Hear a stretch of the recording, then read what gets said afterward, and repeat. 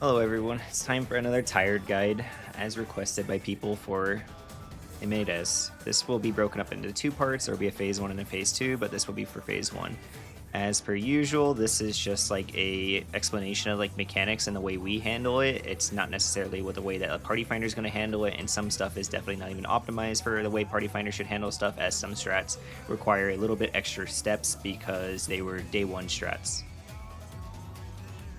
So starting off, the boss will open up with a raid wide, which is physical damage, and then we'll end up moving into a pair situation where it can be pairs or spreads, but you will be allocated to your color positions.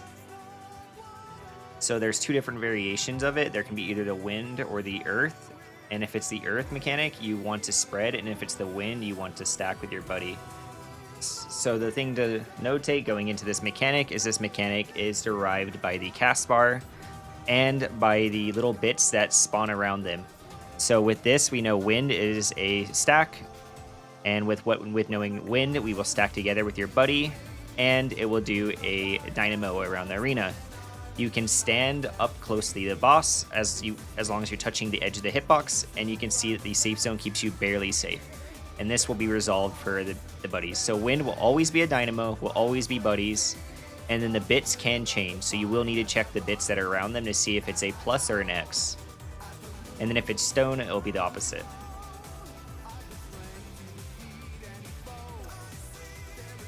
Alright, so for stone, it will once again be called Stone Fang. It's derived by the cast bar. You'll want to check the bits, and you can then see the bits have for this. The inner cardinals are safe. So now for this, we know that this will be spreading and on our colors. And the easiest, well, while also being out. And the easiest way to do the spread is, since we have all of our markers on like the cardinals and intercardinals, you can just stand to the left and the right of the marker, and you can see the safe zone is pretty wide. And these markers, like the precision of these spread markers, are actually like not that tight. So you can see we leave almost the entire marker safe. So just standing to the left and the right of them will be good enough not to overlap each other.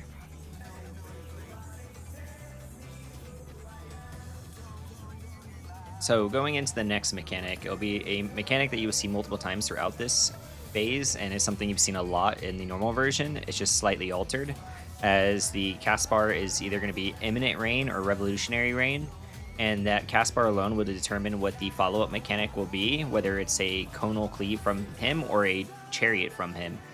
So on this one, Imminent Rain, this will be a conal cleave, so it'll be very similar to normal, where you need to get behind him, but the gimmick now to it is that when you get behind them, you will need to break off into 4 different groups, tanks being alone and healers and DPS being stacked together. So you will see that we will end up with the 2 DPS stacked with the healer on each of these side arrows of the hitbox, and then the 2 tanks are behind the boss. So then when he does his cleave, everyone will be hit with 4 conal AoEs, and the damage will be stacked onto these healers, which is very dangerous. The big thing to also notate here is that the tank cleaves are double the size of the healer cleaves. This really doesn't matter for this version of this mechanic, but on the chariot version of this mechanic, it will start to matter a lot as the positioning becomes a lot more precise, because these cleaves can easily wipe out the entire group. The tank will be fine, but the healer will not be.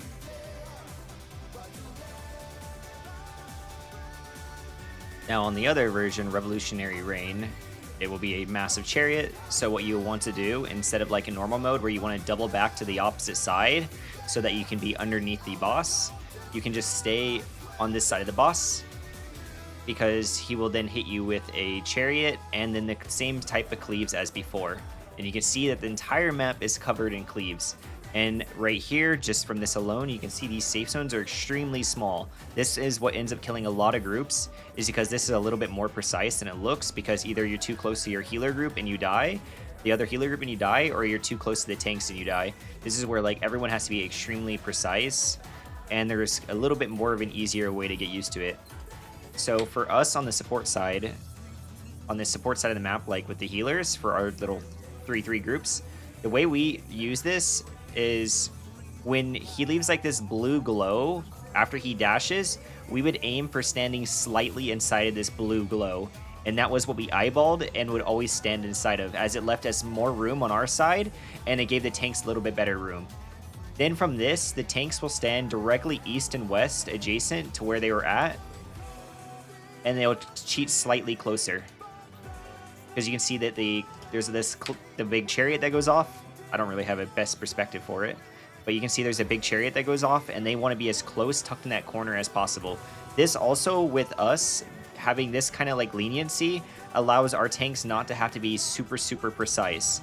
Also to notate is that tanks, as you can see on Jisoo, is popping arm's length, because if you get hit by this chariot, you will get knocked off the map, but it will not kill you as a tank.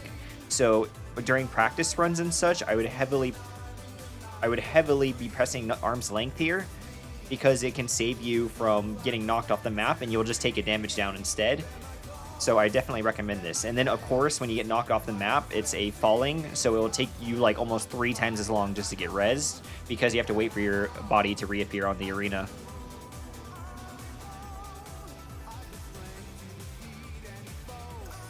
So going into the next mechanic, which is called Millennial Decay, this will be another mechanic that is resolved around your colors.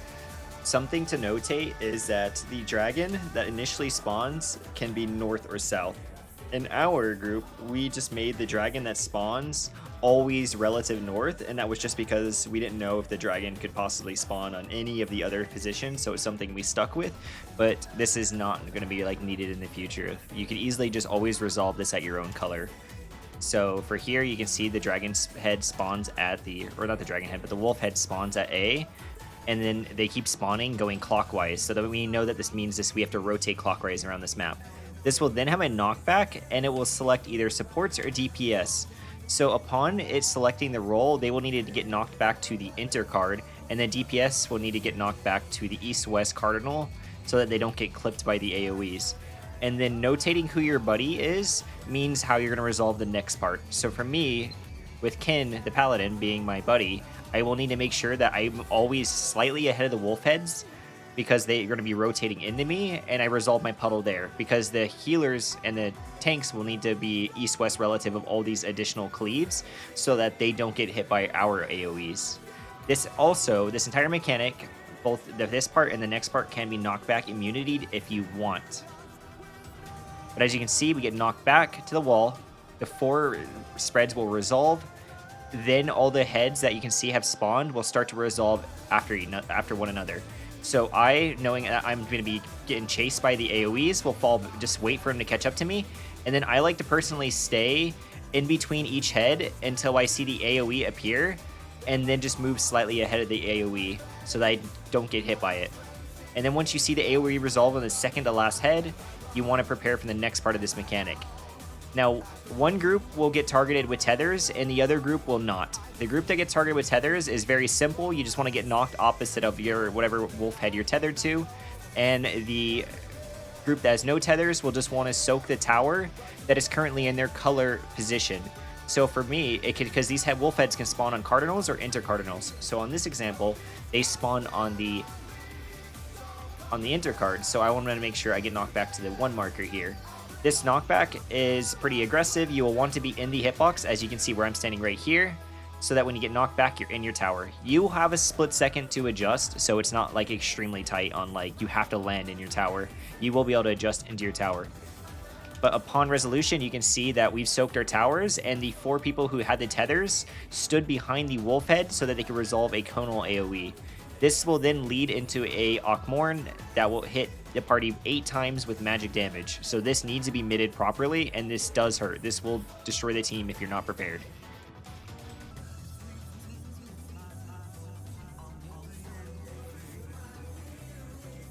The next mechanic after that will be Terrestrial Titans, which is very similar to the Slice is Right mechanic that was in the normal mode, except this one is drastically easier.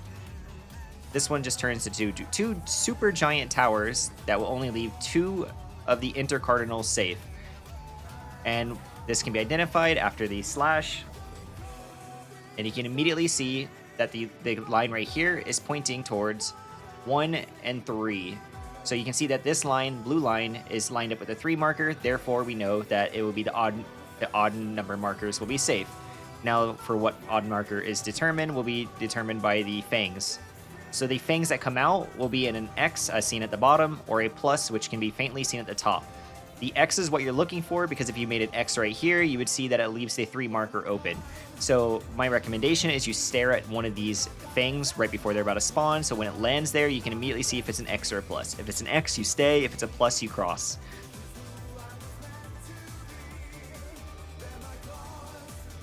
So here you can see it lands, and this snapshot is extremely accurate. Like when the pillar lands, it lands.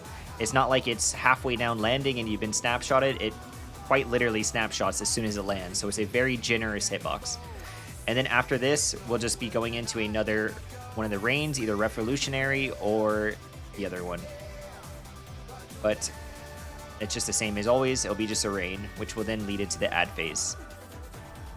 So going into ad phase, the boss will dash north and then make the center of the map dangerous, but also tether you to an ad. Whatever ad you are currently tethered to, you will need to go to the opposite one, because the tether will place a firewall debuff on you, preventing you from attacking the tethered ad. So since I am tethered to the wind in this example, I will be moving to the stone ad. Upon when the ads are targetable, you will be assigned a debuff. Tanks will never be assigned a debuff, but you'll see a timer on each group. So there will be 3 winds and 3 stone debuffs. And what these debuffs do is you have to run into the orb of that debuff to pop them. The ad also will be getting chased by their own orb that is on the edge of the arena.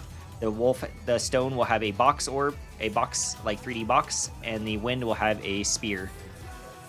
And those are what will be chasing you and what the other players will need to be running from. Our example for what we do for this next part, though, is one player on each side will randomly be targeted, and this player will have a line AoE coming from them that will cleave wherever they are currently standing, and the tank will be targeted with a conal tank buster. For us, what we did is we always aim the tank buster at the wall, which made the safe zone for where the tank has to stand extremely tight. This is not needed, as the party can just stay the opposite way where you're rotating, and the tank can always go the same way you're rotating. So what we'll be seeing in this example is not what most groups will have been doing after we cleared and such, but we can just keep this stacked in the party. The only thing that changes is instead of like having to spot heal the one player on each side that is hit by this, you will need to heal the entire party up, as the entire party will take a big chunk of damage instead. But this is just what we did in our prog, and we will maybe be changing going forward. So seen here, our lowest timer you can see will be on Yoko and Momo. It will always target or pair the healers together and pair the DPS together, as it is a way like made so that the healers are always on the opposite side of the arena and never on the same side of the arena. It will always pair them together, so we know that the healers are going first. Now you will need to also establish a rule for who pops their orb first, because there is a 4-second magic vuln that will prevent both orbs from being popped. While the raid wide from the orbs being popped doesn't do that much damage, it's more that the raid wide, if taken with the magic vuln, will execute the entire party. So upon taking this raid wide, you'll see this Lionel cleave, and the tank buster, you'll see they get a 1-second magic vuln. But as soon as that 1-second magic vuln fades, you can have the first player go and pop their orb. For us, we said wind always pops first, then stone. So as soon as they take that cleave, you're going to see the wind player run through, pops it. Not that much damage at all. As you see, it barely didn't even break shields. And then when this magic vuln falls off, it is free for the stone player to go pop. The stone player needs to pop before their debuff reaches 2 seconds. If the debuff reaches 2 seconds, the magic vuln will not fall off in time for these tank buster and Lionel and the line cleaves. So if you need to make sure to pop before your stone debuff reaches 2 seconds, or the wind if you decide to handle it the opposite way. And that's all this mechanic really is. It's just alternating this type of stuff. Also to notate is when you swap sides, you will only be able to hit the opposite ad. So me hitting the stone debuff, I will suddenly change to a wind, as seen here. So I'm going to be waiting, and as soon as I can go through, the magic vuln's fallen off, I go through, and my debuff has changed. I know I have a stone debuff, so I can only hit the wind dragon, or the wind wolf. And that's just the general gist of this mechanic. Something else to notate you might be seeing is that whenever a player hits the orb, it does a damage to the opposite dragon as well. It does exactly 20%. exactly 20% is dealt. So you will need to keep an eye on the HP buff, because you cannot actually kill your wolf until all the debuffs have been resolved. If a wolf dies before the debuff has been resolved, the orb will prematurely pop and will wipe the raid. There might be a way to get around this, but as of like our prog, we just decided that we were just going to hold damage until the wolf was gone. So you just notating that these do 20% damage every time, so make sure to keep the boss's HP above 20%. We are currently at 28% in our head, so we don't have to really worry about like holding. But if you see if you see the like the Wolf of Wind is at like 22%, you need to wait and not kill. So here pops and it immediately drops to 7.8%. And then here you just finish off the wolf heads. You will not be able to cleave or hit the opposite head until your wolf is dead. As soon as you see the Wolf of Stone dies, boom, all the debuffs are gone. So you're free to hit whatever wolf you want now. And then as soon as both wolves are done, instantly the boss is targetable. And here's, as soon as you can, you see the head spawn, immediately put targetable mint on the boss and put your 2 mints, because this boss hits the party for 3 times with massive damage, dropping the shields. Or twice, I should say. It hits the party twice and then a 3rd time right here. And this is their ultimate. So this is something where you'll need to mitt for the entire duration and then re-shield immediately after, because this ultimate does a lot of damage.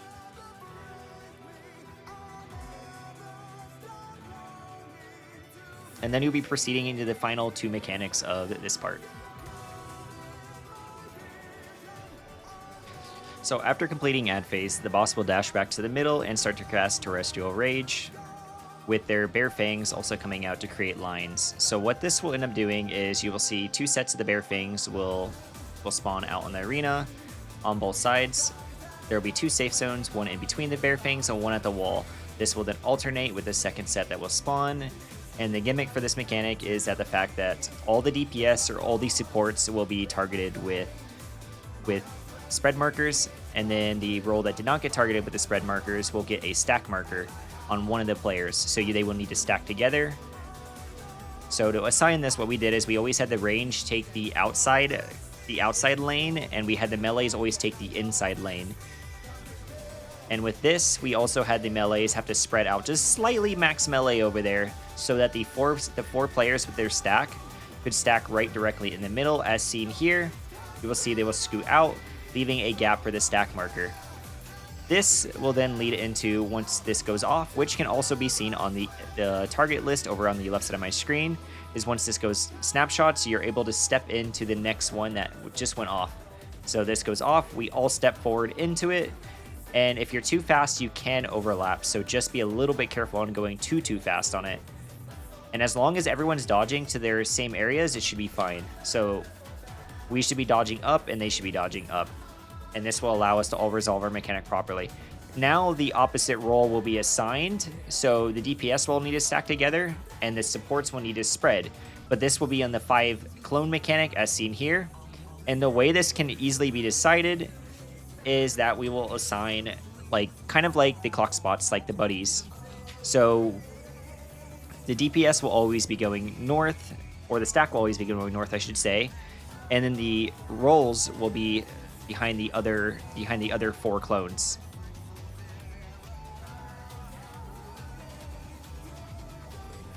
And then after that, you would need to rotate behind the head. So to quickly assign this, what we did was we assigned like a spot for each player.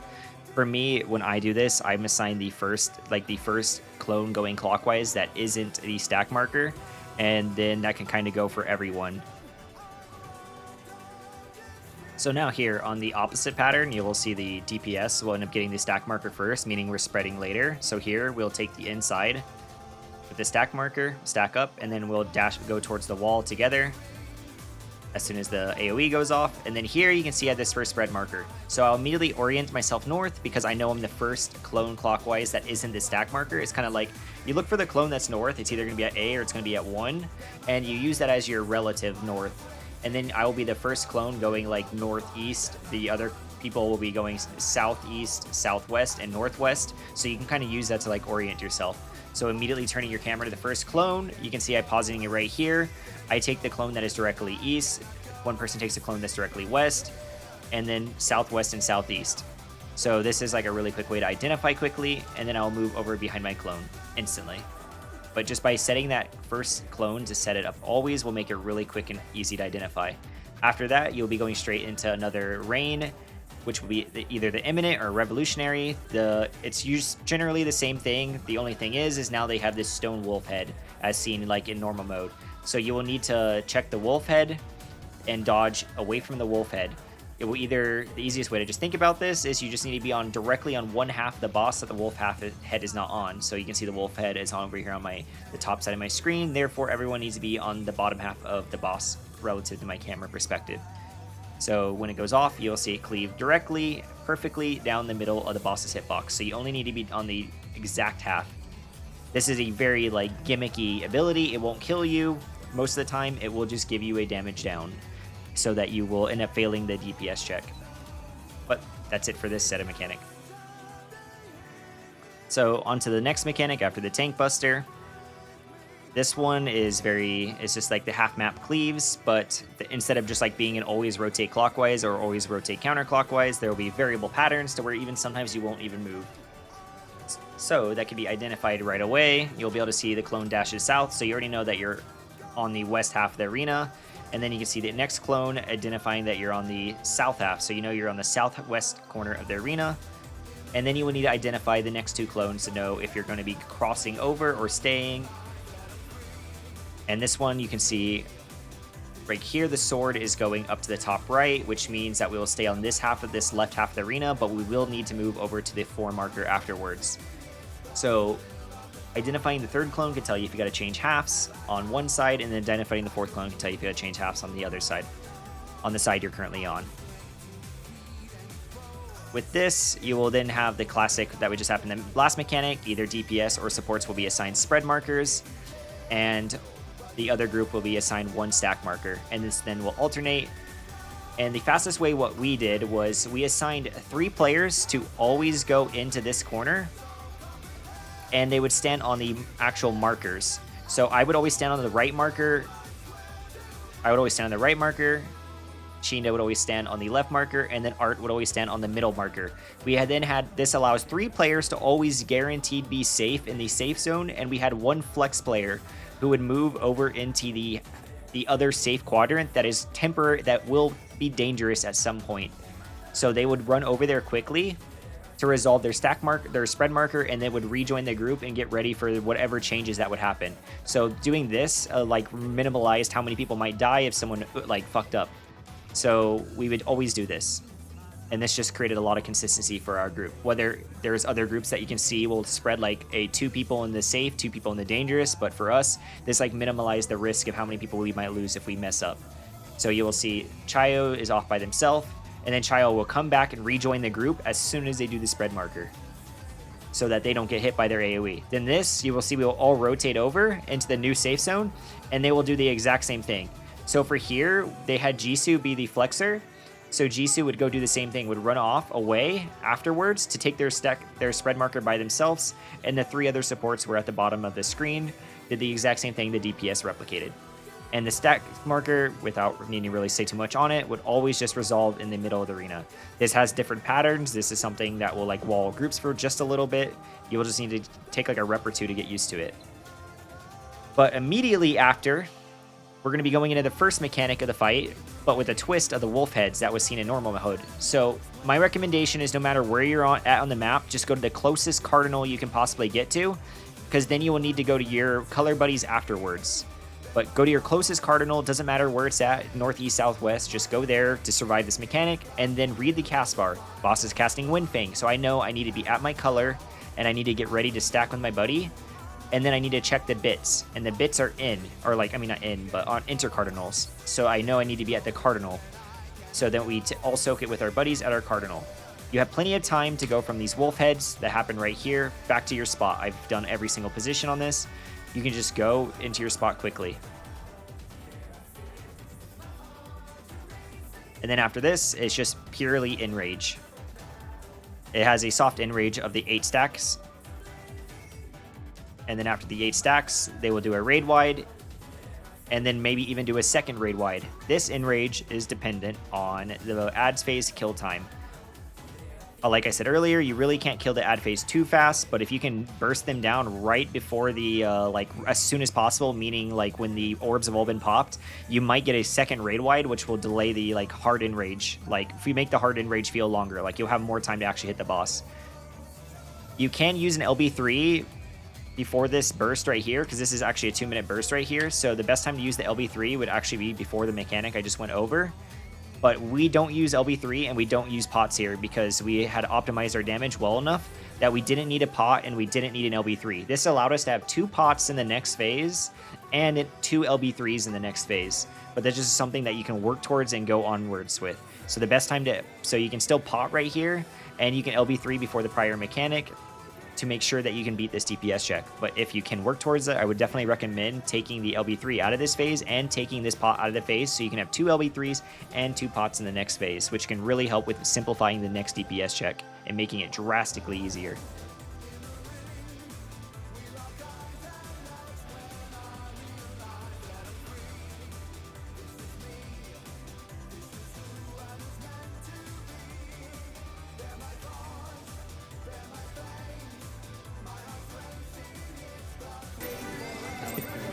Let's begin, shall we? Can the challenger defeat the moon in his own lair? Yeah. Let's go. Well, it's like, I mean, like the part Oh, sorry, not Into Cardinal. At this point, it is muscle memory, and phase 2, I rely on you wonder guys, if you 'cause can my keep brain is up. cooked. It's gonna be Cone. Such speed, it's as if Cone. there's a pack of him. Give us a pack of them. I feel like if you did that instead of saying I get the cool. My bad. It's like pack of mode and it's like, alright, lock in, guys, run through Thanks, us. Green. With Fenrir's might, This is relative. I rouse the storm.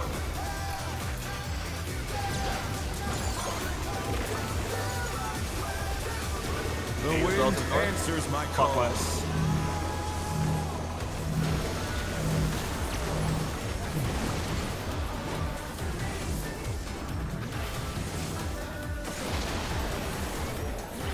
Look at your color. DPS or towers.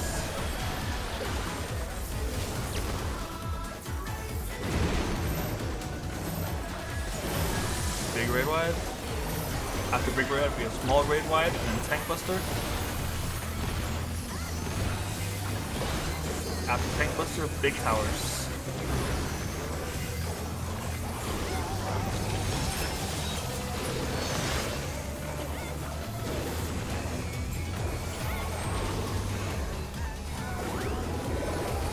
Two's coming up.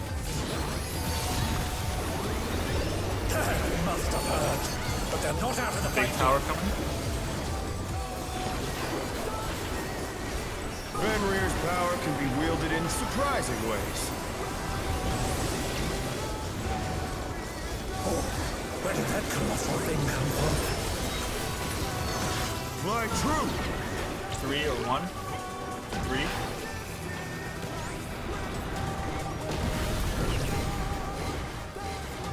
Chariot.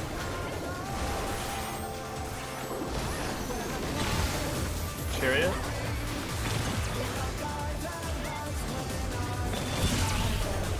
Adds next.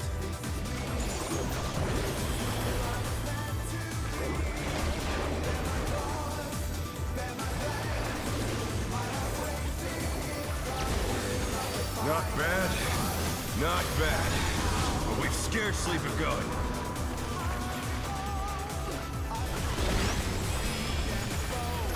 Going clockwise. Healers first.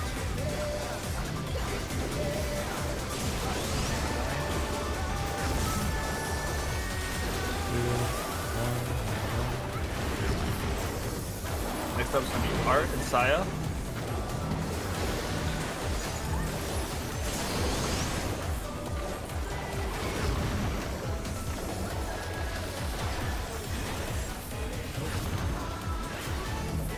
final is Shinda and Chario. Shinda's going.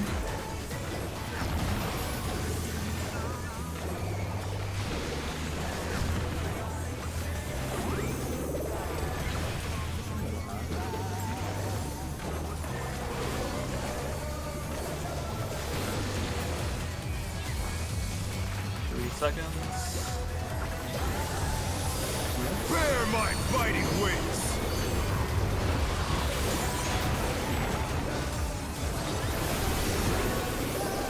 Terrestrial Rage is next, which is the line AoEs.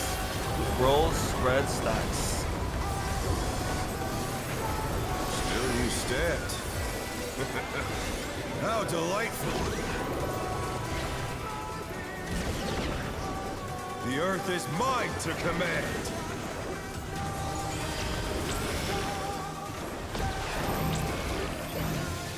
Support Pack stack. of wolves! Just be stacking next. Today.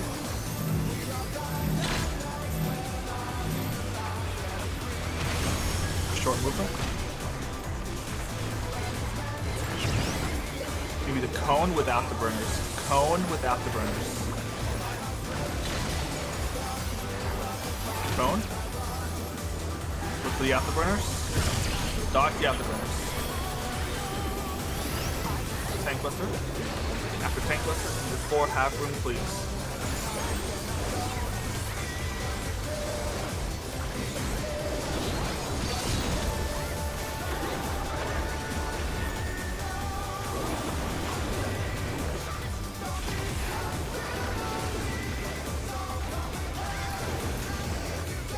Try this!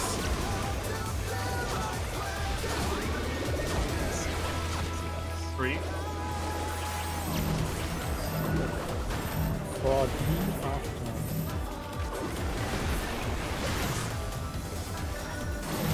For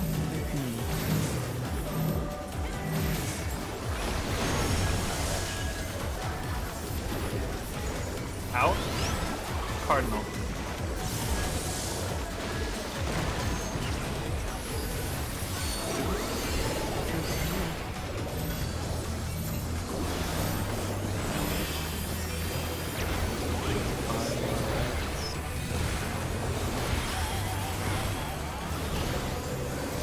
We have 20 seconds.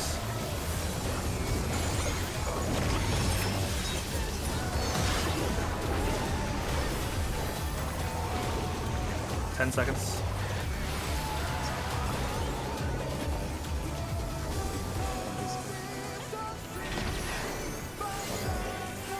It's actually kind of optimal. No! I will not lose!